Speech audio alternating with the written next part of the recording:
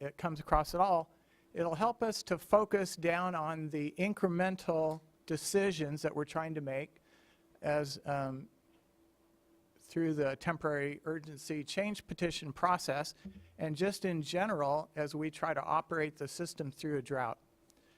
If this will work, could we go to the next page, the first graph? I'm just introducing the method. I have some handouts so it'll maybe be easier for you to see. No, can you give them to me, sir? Okay. And I have some for the audience if you could pass them out to yourselves, please.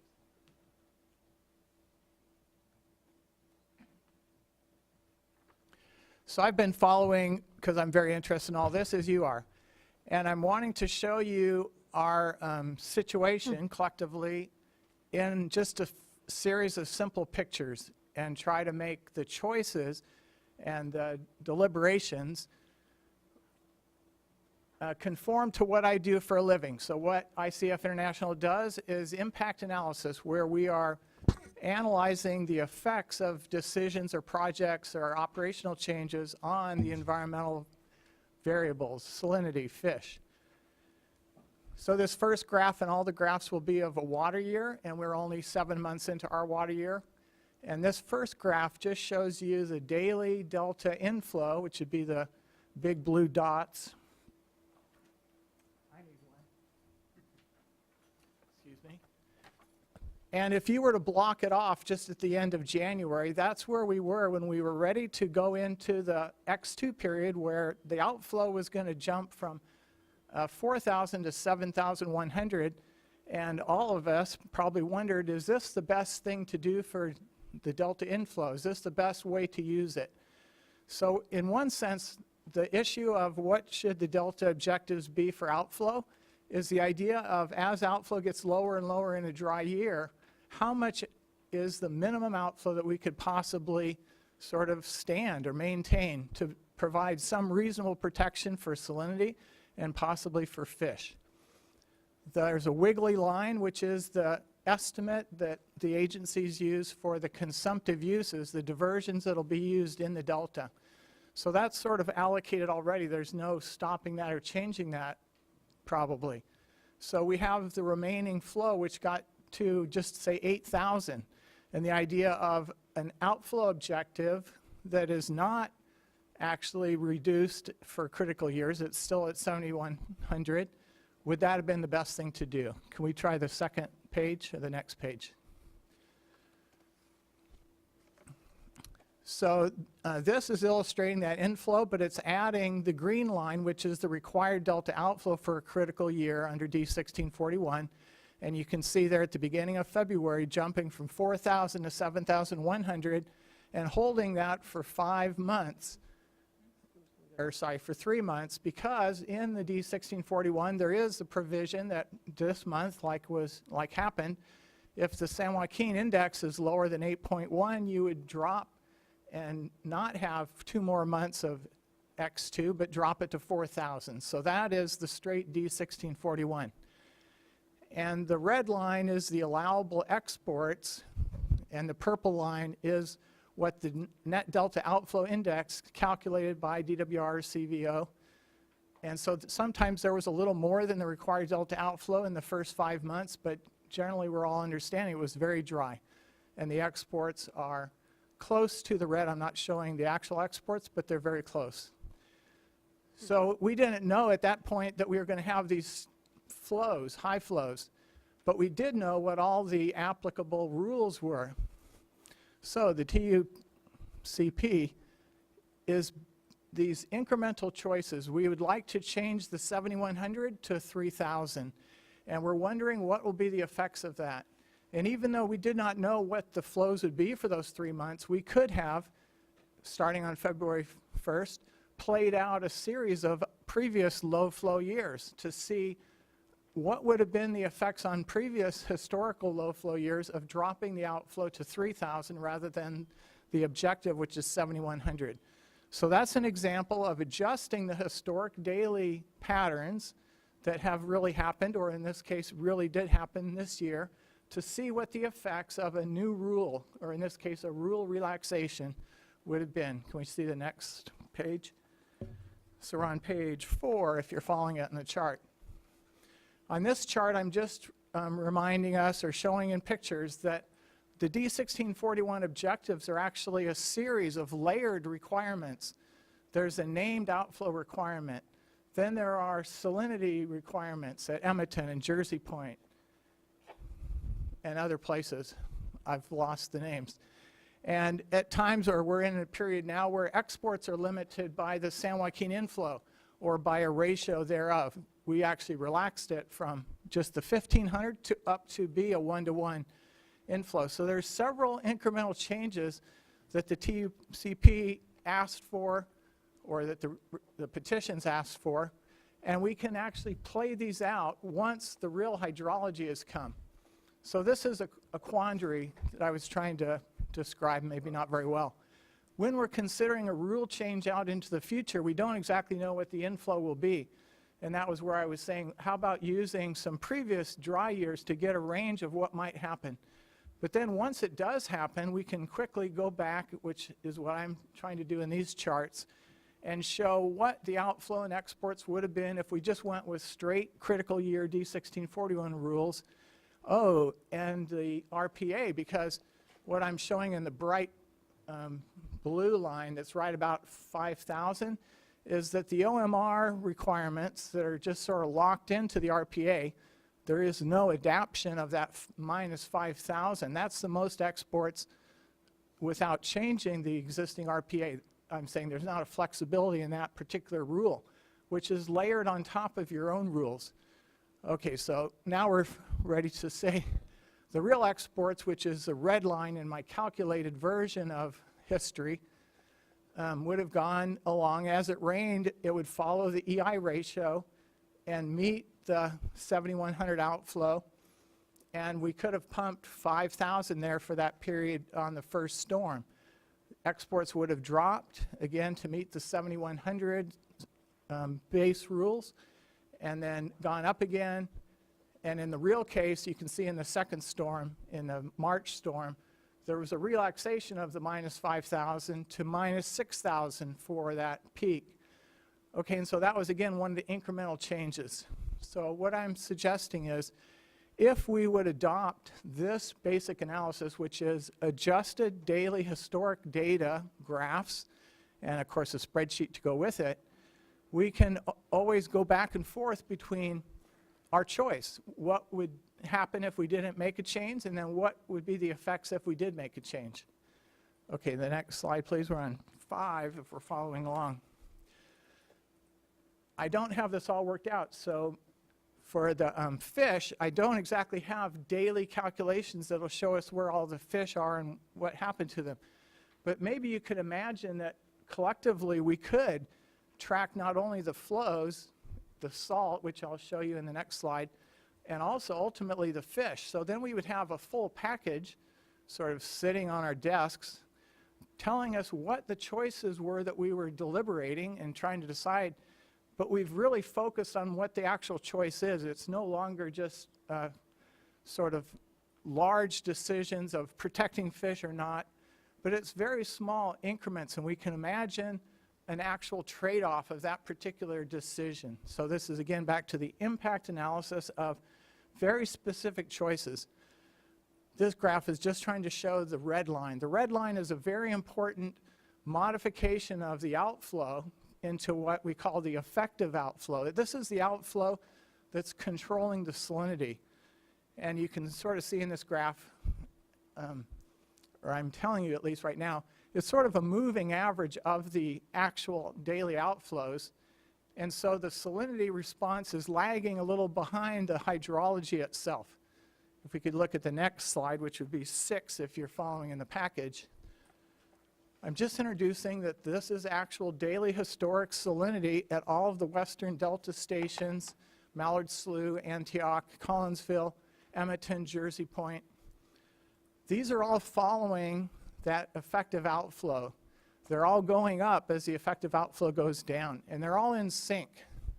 Now the wiggles, a lot of the wiggles are because of the spring neap tidal cycle, so that on spring tide, the tide levels averaging are higher.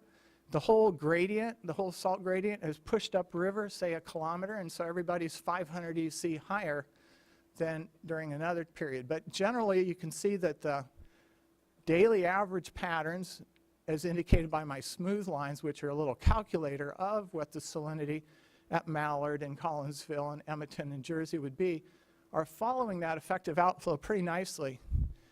And so now we're standing here on May 6th, and I'm projecting out, if we were to allow outflow to be 3,000 all through the rest of the summer, which is the basic request that is sort of being deliberated, then that's how the salinity would raise. It would be 2 months before the salinity would actually be up to what corresponds to 3,000. It'll take 2 months now, because the outflow is so high just at the end of this last month, that'll be the response time. So here is just the hint of, in the same kind of a tool, we are able to project out a little bit, in this case for the salinity effects, and when will the salinity violate the existing objectives? When would we need a relaxation of Edmonton, for example? And then how much more reduced outflow until the Jersey point would need a relaxation if we're allowing the outflow to go lower and lower?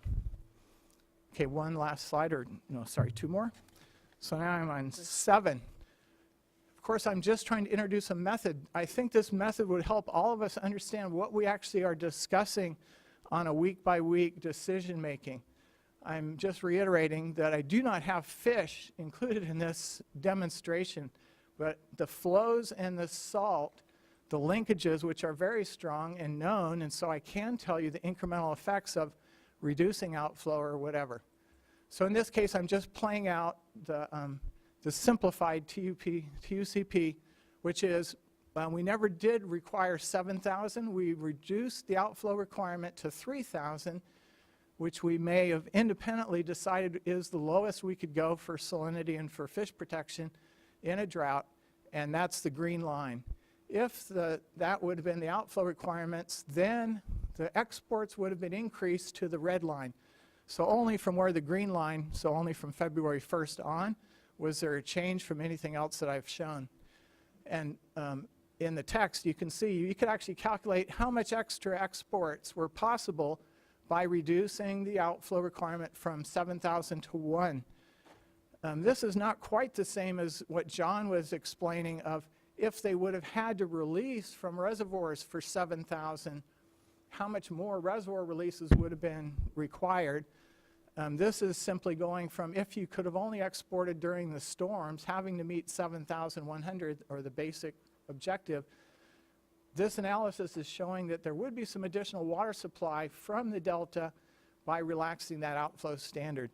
So certainly there's many more analyses perhaps like this that could be done, but I'm hoping that somebody in the room would pick up on the idea that by actually tracking things, and the hard part maybe to understand is tracking these choices that are being requested or being granted or being contemplated, we can focus our discussions and our analysis on the relatively limited changes that any one decision or incremental action, for example, opening the cross channel right away, why don't we do that? Well, I don't know, it would be dependent on what the consequences were. Or should we put in a drought barrier on False River to make the exports fresher, and then whether we would also relax outflow? These can all be analyzed in this kind of a method. So the last diagram is simply to illustrate that you could do other things. So here I'm saying that in a drought, somebody, maybe not in this room, might have thought, couldn't we have gotten more of the rainfall runoff that came through the delta? Shouldn't we have stored that? So here is what would have happened if we would have relaxed the EI ratio to 0.65 for the whole year. So the red line you can see goes much higher. Oh, and we're going to perhaps relax the OMR restriction, let it be 10,000. Well, then that's no restriction at all. But what if there weren't fish consequences to maintaining OMR this year, then this is what you could have pumped. So it's just to illustrate that you can imagine any change to any of the rules or regulations in your mind and play it out in a spreadsheet, and then within the group that's trying to evaluate whether this decision would be smart or not, they would be working with the same basic information of what it would be with and what would be without this contemplated action. Again, I'm not working for anyone in particular. This is representing a method that I think would be very helpful in this very hard to live through time. And that is all I wanted to introduce, a method that might help us. Thank you, Thank you. Mr. Brown. I know people have used a variety of projections on different things. I don't know if you've seen it all in one place, but people haven't just been doing it with their fingers, you know, whatever. But thank you for the illustration is helpful. Okay. Thank you. And we'll follow up. I have a number of questions. I suspect my colleagues have a number of questions as well. I am not going to ask all of my questions today in the here and now, and I've been listening very intently for, and having read the petitions and all, I'm going to look forward to seeing what people put in on the 13th, which I think will be a roll-up. Right, thank you. A roll-up of comments, since in our, as you know, we did hold 2 days of workshops after the initial order. I appreciate folks have been more focused and clear in this one, but we did flag and ask for comments at that particular time, and people have filed protests and objections, and the staff has cleaned up the order, and I think some of the things that people objected to in the earlier orders were based not on the orders themselves, but on what they thought might have been in the orders, and I hope that it feels like we're getting to a clearer place of people having different, just different opinions of where the balance ought to be, what the procedure ought to have been, et cetera, with people coming from very different places. And so I want to be methodical and sort of going through the key questions. But there's one I keep coming back to that I do want to ask you all. I don't, Tom, if it would be you or it would be Michael, because 3 people raised it as if it were fact, and it's not my understanding, but again, I wasn't here, which is in D1641, which are the standards off which the water rights, the implementation of the standards into water rights came from. You didn't change the standards, you changed the implementation in the water rights permit through the temporary urgency orders. There were expectations for a dry year, and at least 3 speakers made it sound as if that was supposed to cover any kind of dry year. And it's my understanding that critically dry is really, really, really dry, but that it didn't contemplate the conditions that we hit this year. So in doing D1641 and in doing the water rights implementation, is there what was the expectation about what critically dry meant? Well, Because what I've heard all along is that it didn't contemplate extraordinarily crazily dry. when we did our modeling, we were using the historical hydrology at the time, which was probably in mid-1920s through the 80s or so, I think, which was what was available at the time. Actually, it was probably the 90s.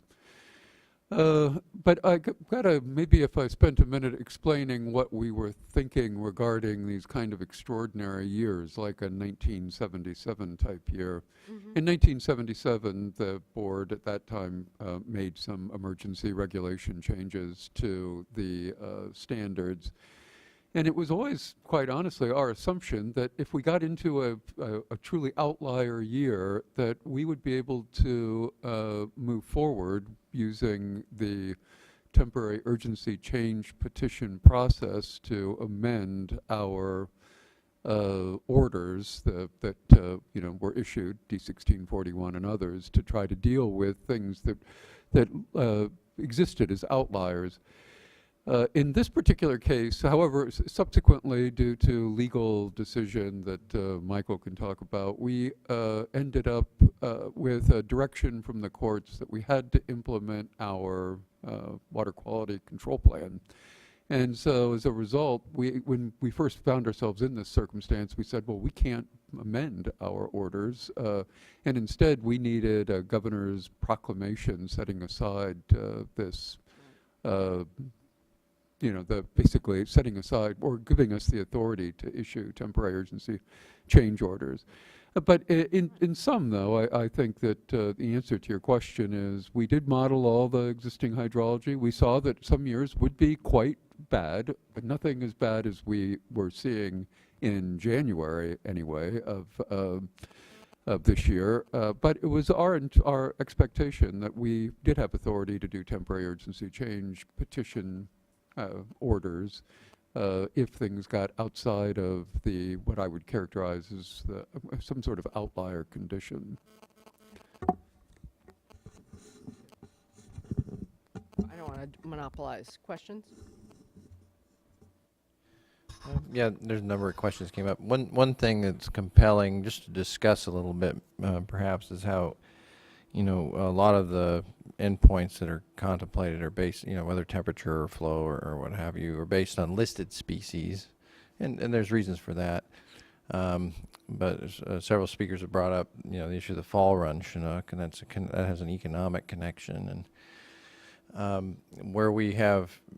And so backcasting, like looking at some of these data, the thresholds that we selected in the TUCO weren't necessarily triggered and that sort of thing. So, hindsight's 20/20. But looking ahead, with the reduced flows through the September, October, November that we would permit under the current proposal, have we really provided enough answers to questions about like the fall run Chinook and what we could anticipate, what's the range of impacts that we could anticipate through that type of compromise? I think it is true that we probably focused more on the ESA species. Fish and Wildlife and National Marine Fisheries Service and U.S. Fish and Wildlife Service were all consulted during this process. I wouldn't say that they ignored fall run. I would say there was more of a focus on the endangered species. But there was an attempt to try to consider the full range of biological impacts that were associated with these changes. And again, that the commitment to doing the monitoring and the analysis is going to help us understand better the linkages that are hard to quantify, as a forecast. There were some comments about process that are valid. On the one hand, you've heard some positive feedback from us and others about the real-time drought team, and it was, able to field changing conditions, try to be adaptive. I didn't hear that word used a lot, but it was an example of adaptive management. But, the criticisms are well taken about the public participation in that.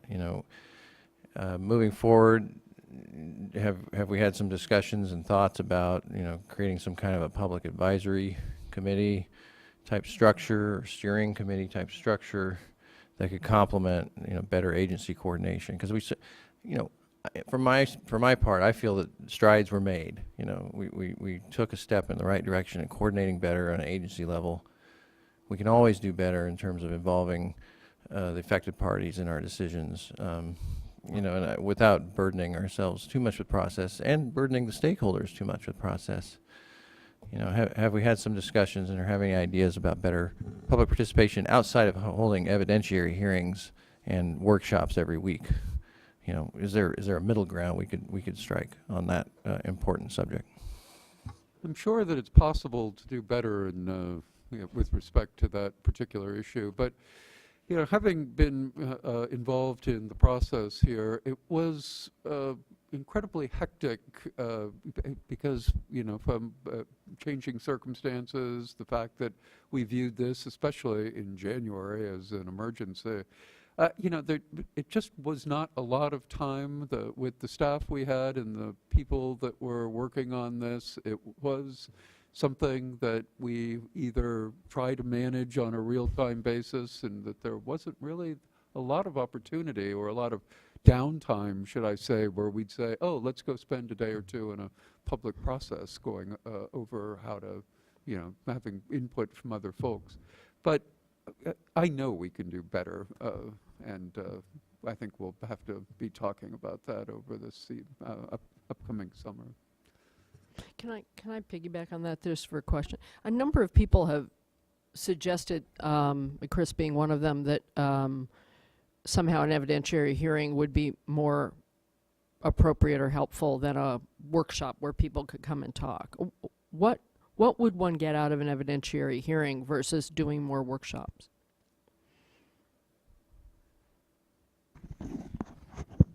Well, certainly the biggest attribute that I see of the evidentiary hearing over the workshop process that the board has used here is it really provides the opportunity, if you will, for each of the parties that would be potentially designated during that process to test the assertions and assumptions being made both by the project operators as well as by the fisheries agencies and your staff.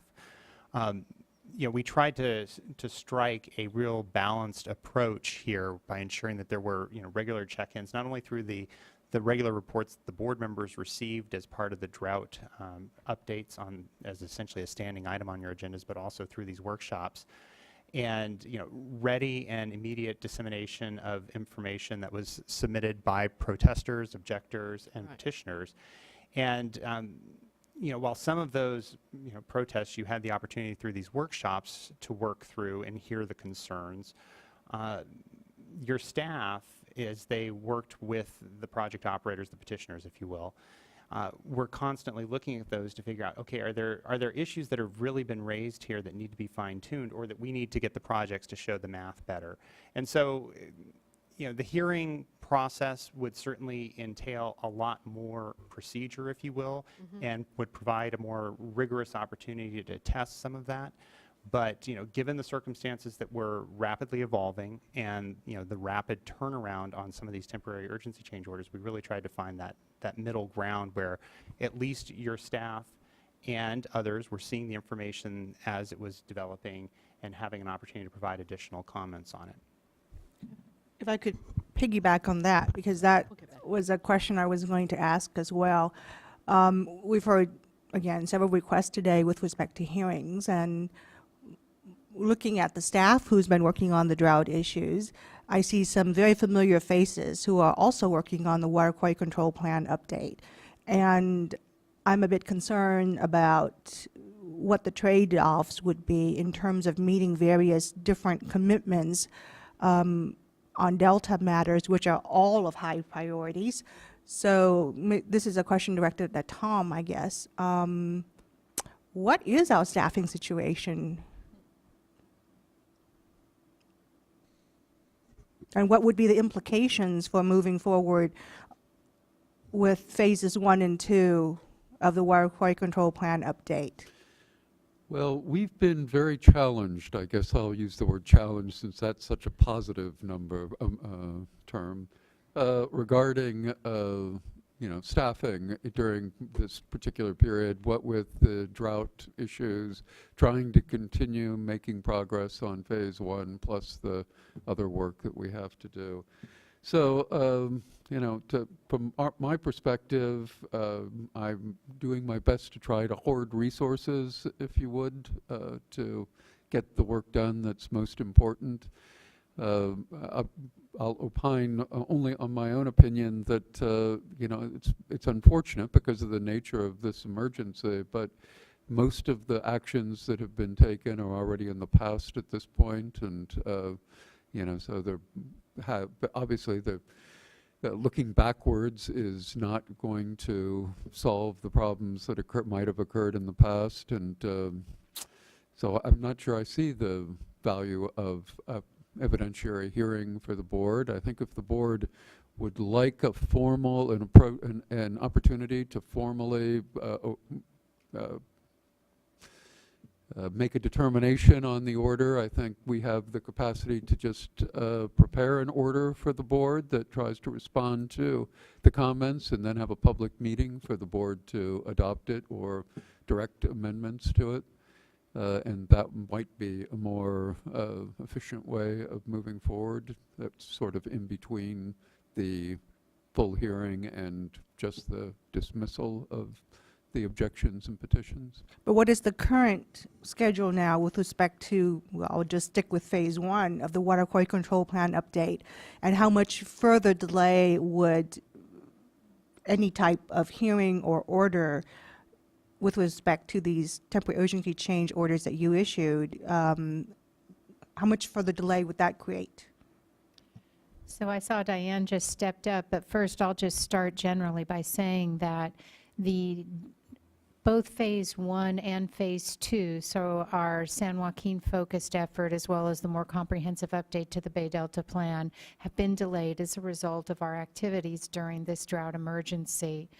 The delay associated with phase 1 has carried us out to the earliest possible date for release of the draft said to later this fall. And that will be the earliest that we will see it, because we've had so many staff working on all the activities that you hear about at every one of these meetings, whether it's the TUCP modifications, whether it's the transfers, whether it's the other TUCPs that we're receiving on various other projects, and many other activities. For phase 2, we had originally envisioned seeing our scientific basis documents out shortly. And those documents are being delayed substantially now. As you'll note, we just had the second of 2 workshops that the Delta Science Program held for us related to our phase 2 efforts. And I would not envision that those documents will be released as well until much later this year. Diane, do you want to add anything to that? Well, maybe to put an optimistic spin on it, I like optimism. I think we may get the draft out for the phase 1 set in late summer, and we are trying to protect those resources that are working on the phase 1 process. But, you know, there's a lot of expertise that is helpful in other areas, and that's kind of the issue. Is you can throw more staff at it, but you still have to have the expertise to understand the issues. And on phase 2, you know, we've added additional resources there too, so I'm optimistic that, you know, we'll improve our pace with things in that respect as well. So I mean, we acknowledge that we need to keep all of the balls in the air and keep everything moving, and we're trying to do that. And how might what you've just said be affected by a hearing or a series of hearing as requested by some of the speakers today? Hearings are very resource intensive, as I think you know, participating in them. Not only the time to participate in the hearing, the prep time prior to the hearing, and the poring over, you know, all of the exhibits and testimony that are part of the hearing record. So that would certainly have an impact. It would sort of depend on the scope of the issues as well. You know, if they're as expansive as the issues we've considered in the TCP order, I would say it would be a significant impact to, you know, our resource level, and we'd probably have to bring in more resources than has worked on the TUCP order to date to absorb that additional workload. Thank you. I appreciate the concerns raised today about public participation, public comment, and a more transparent process involved in these orders. Not that I'm prepared to opine about whether or not we should proceed with a hearing today, but for me, that decision is going to weigh also very, it's going to be a balance between what the benefits and value of such a proceedings might be versus how that will impact our progress on updating the water quality control plan, which I place an extremely high priority on. So those are the kind of things that I will want to discuss with staff as we have our follow-ups after today. If I could just weigh in here. On this issue, just because I hijacked I'm sorry. Fran's point. Oh, yeah. If you want to piggyback on her piggyback, on my piggyback, on that piggyback. No, it's okay. Well, I'm changing the subject, if you don't mind. What disturbs me about this whole process is the appearance, if not the fact, that it was all put in place and put in action at the last minute, when we had been in a drought for a couple of years, and we knew probably in summer, early fall, that the likelihood that there was a likelihood, and perhaps even a strong likelihood, because I know we can look out at the weather. We've been doing it, fairly regularly since January, that we would have this situation. And things had changed since 1977, not making things easier. We have more permanent crops in the ground. We heard about almonds and oranges today in the south of the Delta, needing more water. We have the information that came in from Doug and others about the long-term consequences of drought, the long-term consequences on fisheries, the long-term consequences on refuges, the long-term consequences on invasive species. It seems to me that given that we have even more challenges facing us when we have less water, even if we had had a 77 drought, or even if we'd had an 89 drought, it just seems to me that we were unprepared. And so I guess I have to start with John. Why were we as unprepared as it appears we were? Tell me we weren't. But if we were, what are some suggestions that you have for moving forward so that we aren't as unprepared? Because I'm not so worried about having another one of these. We might. But I'm worried about just a normal drought, and we aren't prepared. And if we have the long-term consequences, what are we going to do? It's just this last minute, I think it has consequences for I think as I think Doug Obigi from NRDC suggested, it's going to have consequences for other requests that are going to be coming in for BDCP or for the Twin Tunnels and for other things that have adaptive management as part of their DNA. And our water quality control plan, a lot of adaptive management in there. And if we can't anticipate better, how is anyone going to trust what we do? That's a simple question. Well, I'll just start with that. I know my response is going to be unsatisfactory. So, but I think that I would definitely go back to the point that we were making this morning, as far as the high variability to California's climate and as it relates to precipitation in any given winter. I kind of cringe a little bit when I hear that, 12 months ago, we should have known that the next 12 months were going to be the driest on record. To me, I'm missing a piece of logic there, but... Well, no. I don't think people actually said that. I think they said there is a likelihood, Mm-hmm. Certainly a possibility, that there would be yet a third year of dry weather. Did you all think about that? Yes, and absolutely, and as built into, I guess, our planning process, we are always looking ahead as to the next year being on the dry side. So that's built into our regular planning process. I think that maybe if you look at some of the actions that were taken as, you become, I think your level of certainty increases as you go through time on what you're really facing. So you could really take a look as far back as spring of 2013. You saw on the State Water Project, you saw a reduction in allocations last year in response to the record-breaking dry spring. At that point, it was only a few months. So you started to see some actions being taken. As you know, there was a petition last year to reconsider the year type rather than a dry year to a critical year type. And this was to help aid in conserving storage, primarily in Shasta. But that was already looked at as early as, 12 months ago. Because we didn't want to be badly positioned into a year such as this in the event that, we would be facing another dry year. As you said, third dry year in a row.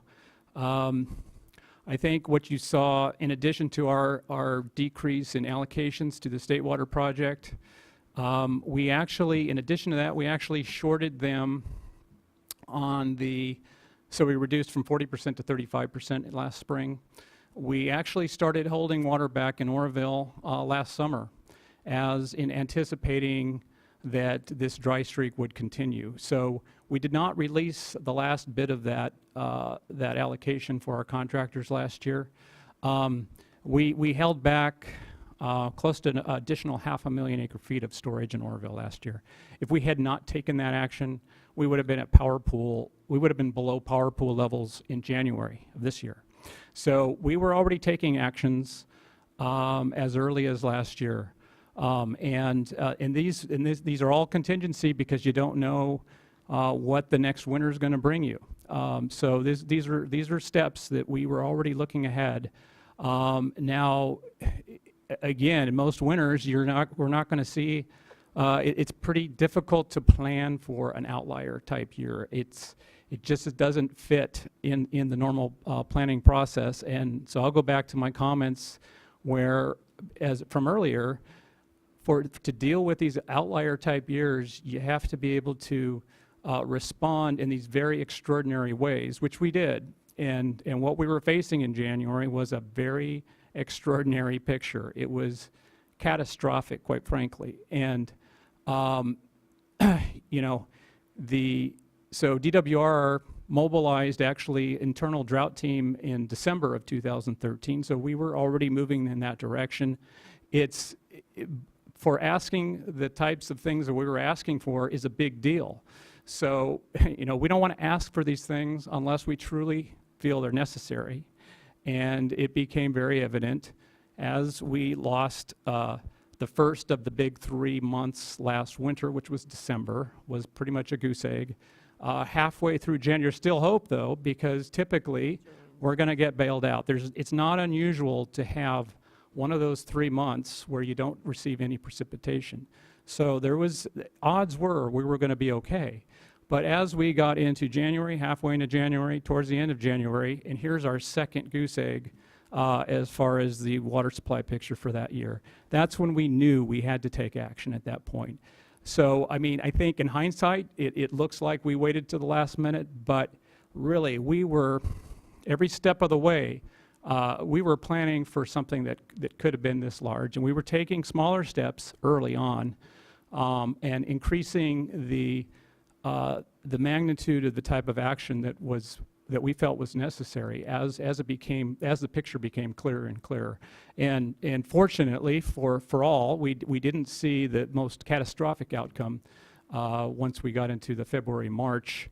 It's a little bit closer to a really bad critical year than this, absolutely catastrophic, nothing on record type year. So, in my view, that's kind of the way things we kind of played out. So I believe there was due diligence on the project's part as far as trying to plan for this type of event, which is, like I said, an extreme challenge in the type of hydrology that we face in this state. And are you incorporating the changes that have occurred since '77, the increase in permanent crops, the data that is being collected on the long-term consequences? Is that making us, creating a rainy day fund, if you will, for water, that we should be more conservative, even more conservative than we have been? Well, I think that, flexibility was brought up a lot today, and I think that has been one of the keys, and I think that folks have looked at, there's been a lot of look at water transfers and how does that, how do we do the conjunctive use type programs to better manage supplies to kind of even out the ups and downs from year to year.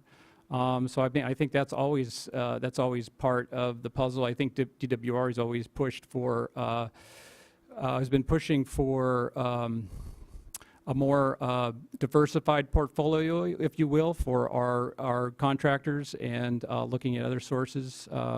So, you know, I think that's all been part of the mix.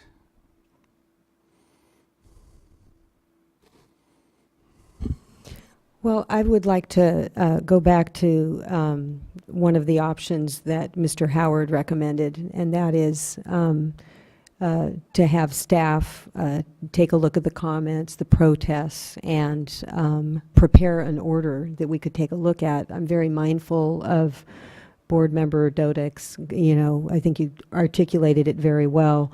What's the value in going forward with a hearing as compared to the impact that it has on some of our other very high priorities. I, early on, was pretty critical of the process. I felt that there were just so many challenges all the way around. And as of course, I've been probably a little bit more involved in this as opposed to, you know, other issues. But as time sort of played things out, I really do think that under very trying circumstances, we can all go back and look back, Monday morning quarterback, for how the last several months have played out or the last several years, but we have limited tools in the toolbox. This system is in desperate need of comprehensive fixes, and not just on this process that's before us today. BDCP, storage, water quality control plan. There's so many things that need to be looked at, and so I think just looking at the limited tools and the amazing work that the real-time team has done, and our staff in, you know, weighing out, there's no easy answer.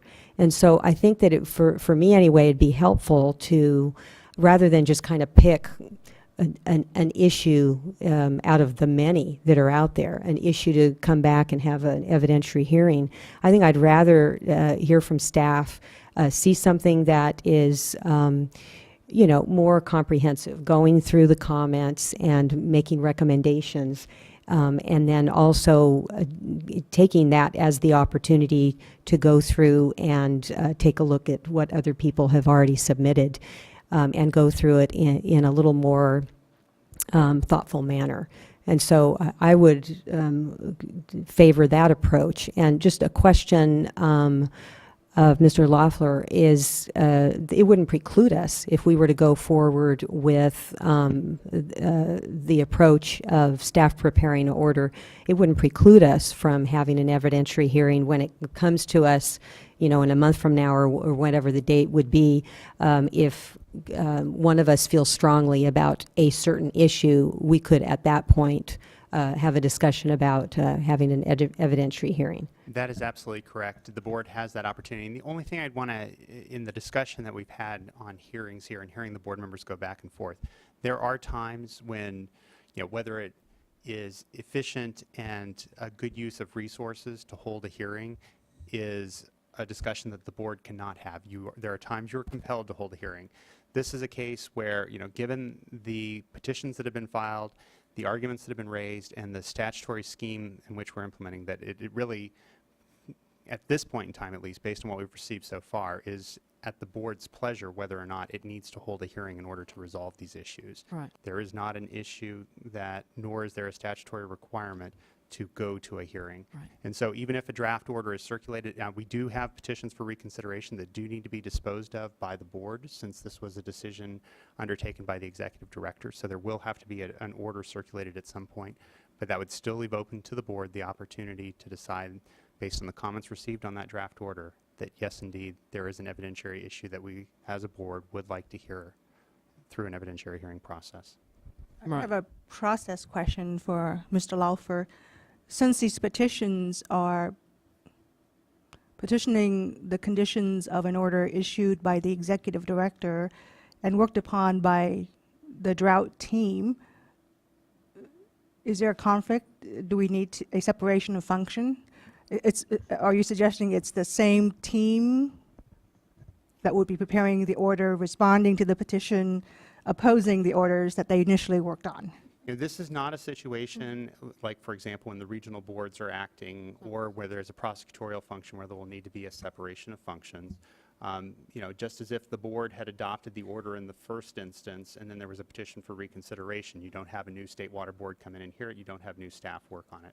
So there does not need to be a separation of functions at this point.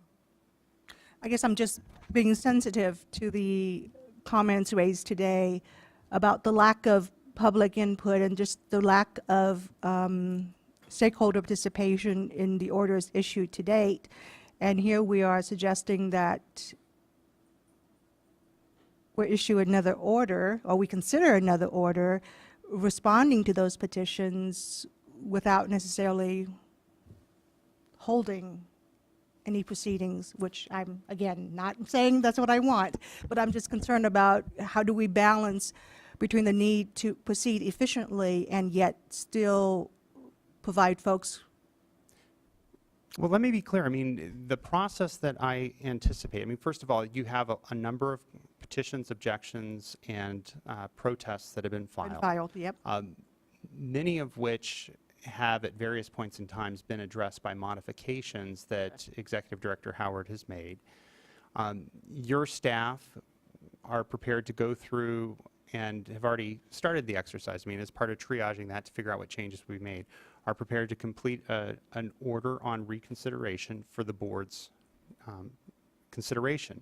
That order on reconsideration will lay out essentially a recommendation on each of the protests and objections or petitions that have been received, and a recommended course of action that would be circulated publicly. This workshop allowed you, if there was a particular concern that the board members had today that you want the staff to go back and reconsider, you could provide that direction today.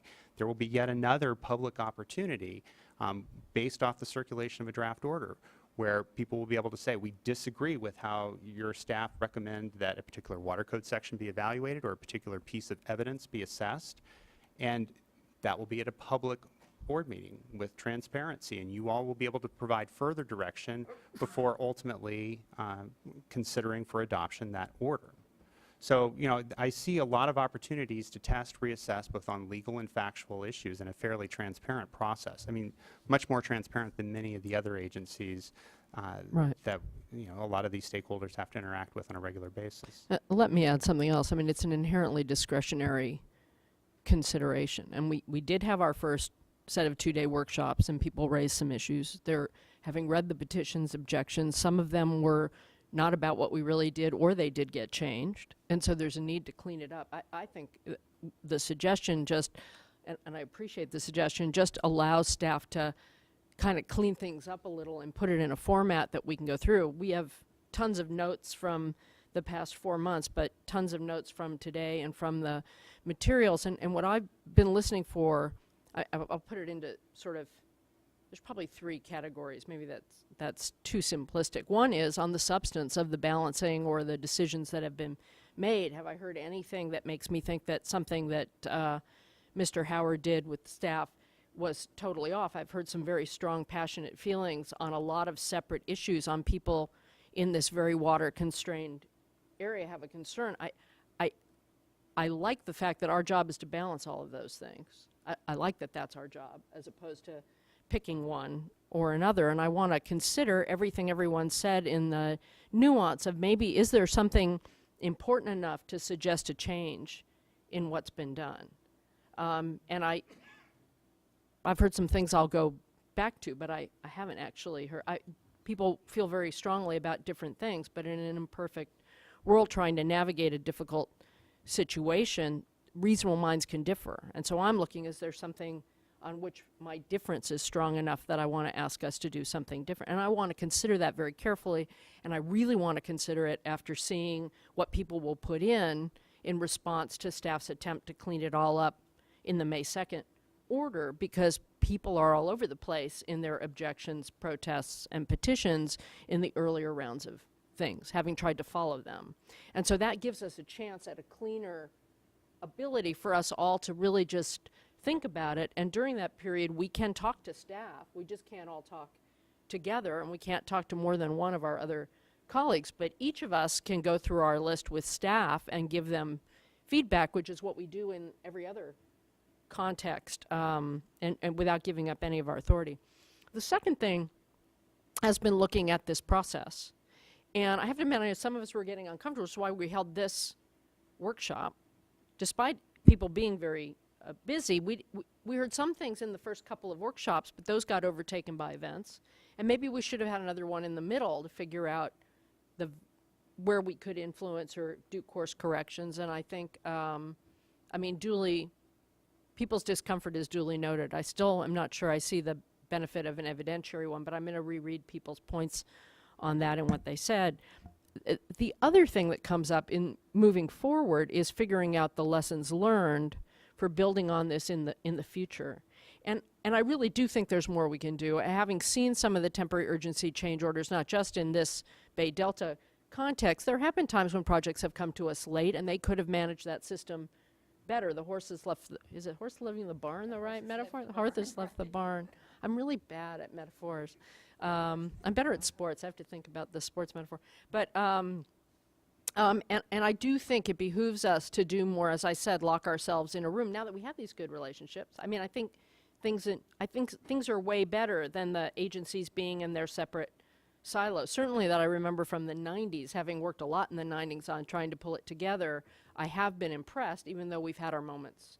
One agency with another, or one agency with two or three, or whatever it is. I do think people have been trying to work together in a way that I see as essential for the future. That said, I do think we need to set some markers for having conversations earlier in the year about some scenarios that might have been unthinkable in the past but no longer are, and they fit all the climate change projections of this becoming the new norm. So I think we are going to have that, and I don't know how to frame that, maybe in direction to staff when we come back to say, we will hold workshops in September on whatever, and expect there to be some scenarios in the water quality control planning. It's not going to be critically dry and then temporary urgency changes for dealing with extraordinary, because we know the extraordinary years are going to be more normal. So we've got to button down more of this stuff, I think, in the next iteration of the plan. And then we should consider in direction what kind of process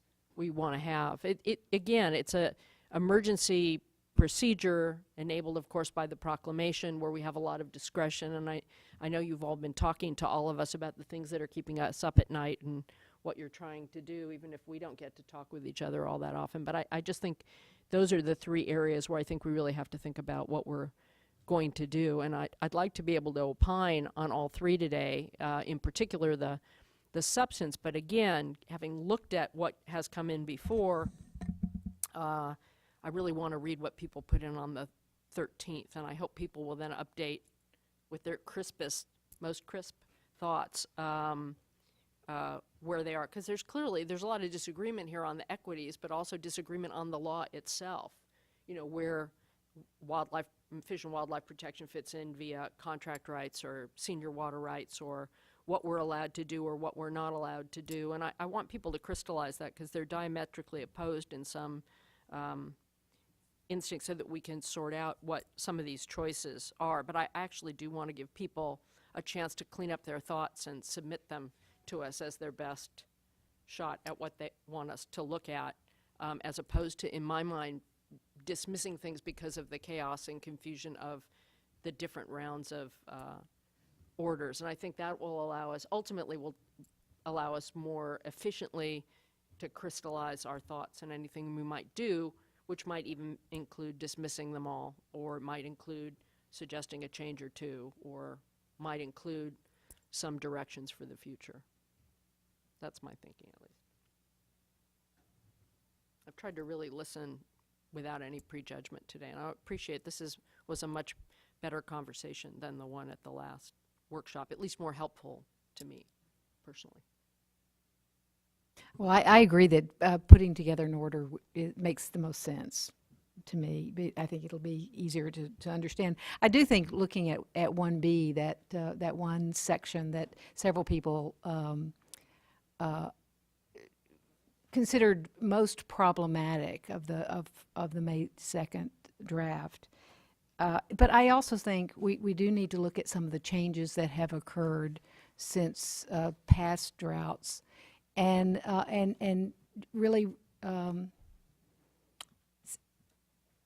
consider what we might do to incorporate those changes into our decision-making processes, because I don't think things are going to get better. And so we start planning for new opportunities. And while we may not be able to do that in this May 2nd order, certainly as we move into the summer and fall, as to what we do over the longer term, I think we have to be there. So, but just to be clear, it's not having staff just go and propose the order they want. It's staff taking in the stuff that comes in on the 13th, the stuff at this hearing and the previous, trying to array it and then talking to us to then try and shape an order that seems to reflect our thinking on sleeping on it, reading it, and reviewing the matrix you may come up with. I'd like to make a suggestion to the stakeholders, to the extent that, you know, anyone out there is listening on the web, et cetera. My sense is that there are a number that are just kind of listening and not necessarily engaging, for whatever reason, have chosen not to speak. And so I would just encourage those individuals to submit comment. Submit comment on what you like as well. And obviously, you know, be prepared to respond to what staff recommends. And on that, what sort of advance notice would the stakeholders have? How many days before the hearing?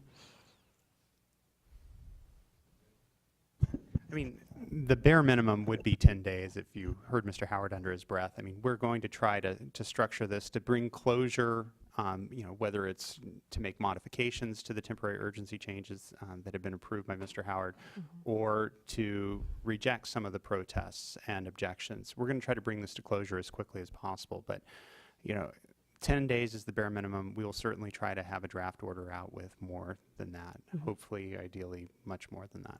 Okay. Thank you. That's great. I also want to thank the people. There are a number of comments made today that are, we're not necessarily on the temporary urgency change order, but on our role weighing in on a variety of issues, also to us, but also to the state and federal projects and fish agencies. And I want to thank you for those as well. Some of those were very constructive and helpful, and we will look at those, even if they're not a part of the review of the temporary change orders. All right, anything else? All right, well then, thank you all very much. I want to remind you that thank you for attending and for your attention and your thoughtfulness.